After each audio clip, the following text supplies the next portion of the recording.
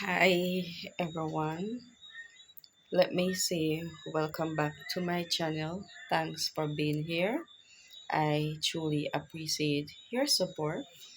So in this video, I'll be doing a quick story time on how my baby stopped breathing in her sleep at 1 month old.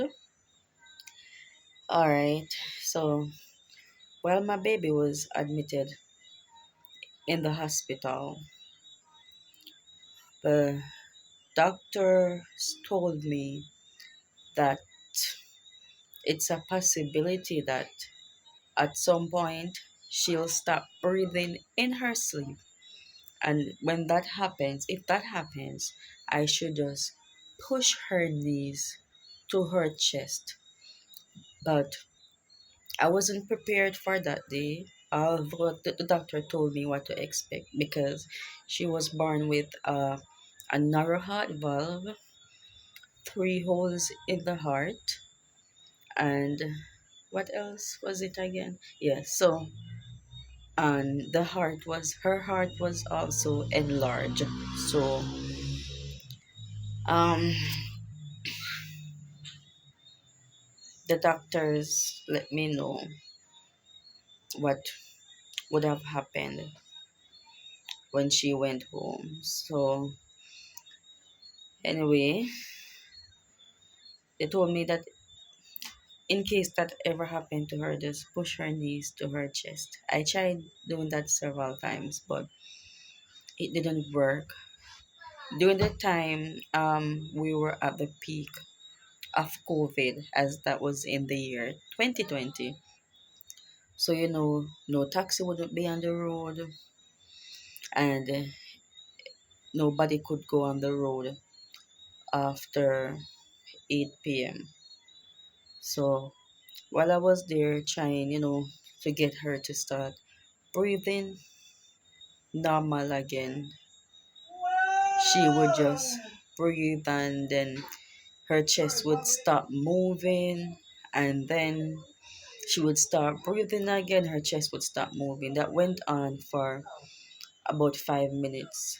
So I was watching her to make sure that nothing nothing further happened to her. So when I realized that that was not working, um, I went on my phone same time to Google.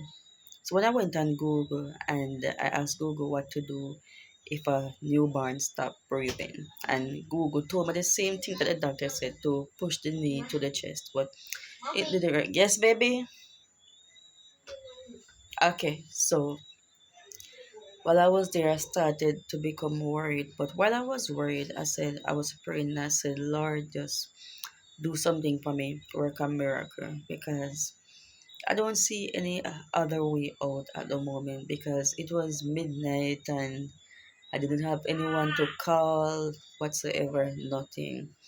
So I was there and Google, still asking Google question, and the answers that I was seeing didn't make much sense. So to be honest, I started to, feel so sad.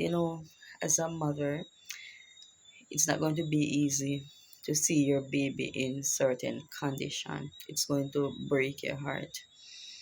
But while I was there and I prayed and I said, Lord, just help my baby, I started to become so overwhelmed, and I don't know what happened next. Honestly, I was watching her. I don't know what happened next, but I asked the Lord to take control, and He certainly took control. I fell asleep without even knowing. This may sound funny to you, but it's not funny. I asked God to just take control and to just work a miracle. And He did. God allowed me to fall asleep, because if I didn't fall asleep, I would have had high blood pressure or possible and heart attack, because it wasn't easy to witness. Although the doctor told me what to look out for and what to expect, but nothing could have prepared me for that. Because as a first time mom, I wasn't ready for half of what came with it. I wasn't prepared for what happened to my baby, none at all. But God is able, and He can do all things. All we need to do is to just put our trust in Him. So when I woke, the baby was breathing normal again. So in the morning, I took her to the Cornwall Regional Hospital because that's where she did her surgery at birth.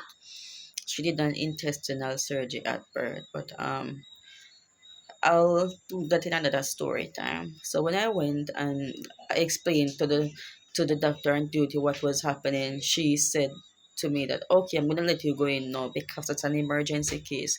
So when I spoke with the doctor, the doctor, Mommy. Yes, baby, I'm coming. The doctor said to me that because of the holes in the heart, it's not going to stop. She's going to always stop breathing in her sleep until she does her surgery.